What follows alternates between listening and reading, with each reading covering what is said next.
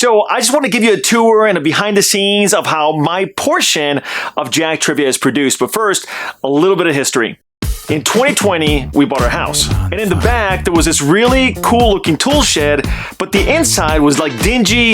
It had brown hollow walls, a black fridge in the middle, and of course some cement for flooring. I mean, it makes sense. It was a tool shed. So we decided to gut it and turn it into the Jack Trivia Studio, aka Studio A.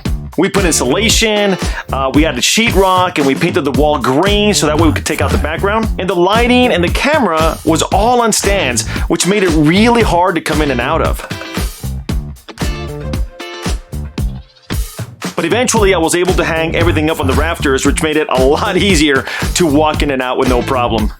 So the first thing that I do for Jack Trivia is record the categories. All right, here we go. First round of Jack Trivia. Let's get into it. Movies, flags, face match, and then I proceed to the question. How many Mission Impossible movies are in the series?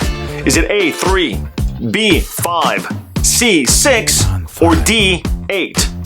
The answer is C. So once everything is recorded, I leave Studio A and I head out to Studio B, which also doubles as my Batcave, and that's where the editing process begins.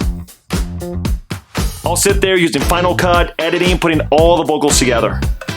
And once the editing is done, the next thing to do is check the game, make sure everything looks good, which means I have to go from question to question, making sure that I read everything correctly, and of course that the videos look awesome.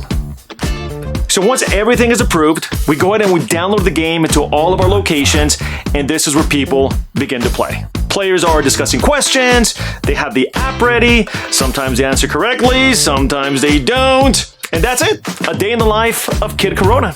That's how Jack Trivia, at least my portion, gets produced.